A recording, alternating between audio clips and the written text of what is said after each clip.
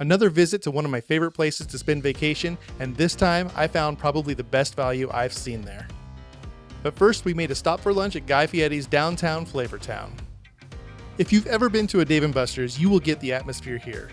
There are games for everyone to love here. There are video games, ticket games, even a tiny bowling alley. Of course, for me, the most intriguing game was the giant game of Hungry Hungry Hippo. Where Flavortown differs from Dave & Buster's is the food. There is a lot of seating in this restaurant, and even though they had a wait, we didn't have to wait long for 2 people. With the food and the games, this is a great place for a family to spend a few hours. Now on to Gatlinburg. Pretty much everything you find in this area is going to cost you $30 per person and last about an hour. There are some things that cost even more than that. For years, I've walked past the Ripley's Auditorium and really wanted to visit it. Looking at individual tickets for this attraction, wouldn't you know it? $30 per person.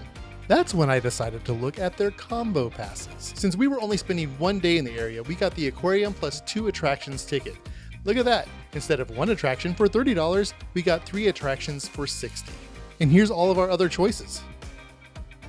If you're spending more time here, you could get the Aquarium plus 10 attractions and get 11 attractions for $110 each.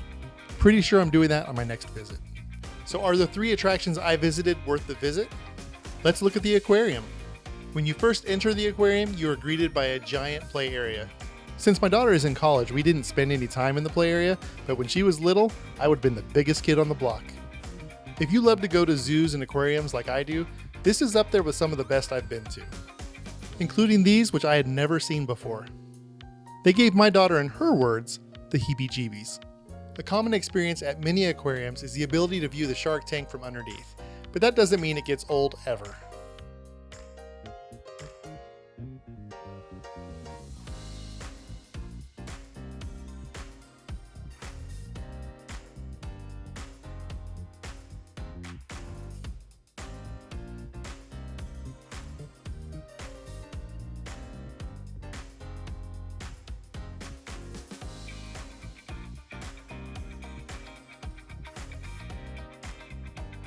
I felt as if we went through the aquarium fairly quickly, and it still took us about an hour and a half. From there, it's only a half-mile walk to the Ripley's Auditorium. Ripley's, believe it or not, is part Circus Sideshow, part Science Center, and part Funhouse. There's even a vending machine to try any kind of insect you'd ever really thought of eating. If you're not one of those people who goes through a museum and reads every placard, this place will turn you into one. The statues cause you to have just enough curiosity that you have to know what it's all about. Ever wondered if you could fit yourself into a box like a contortionist? Well, here you can try. I believe I was quite successful. I mean, I'm in the box, right? Ripley's Auditorium is full of some really cool and fun exhibits. With many of the exhibits being interactive, there's a lot of fun to be had.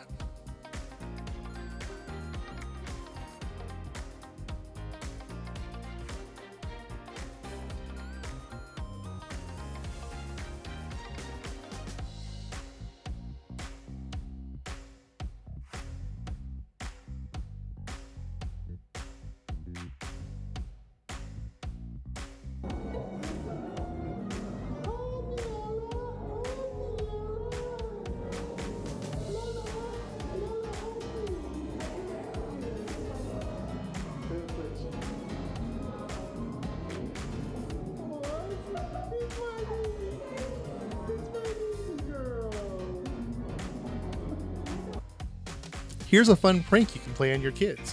When you get to the room with the submarine in it, there's a box in there that says, "Do not open." Turn on your camera and watch the magic flow. The animation. I think you should open the trunk.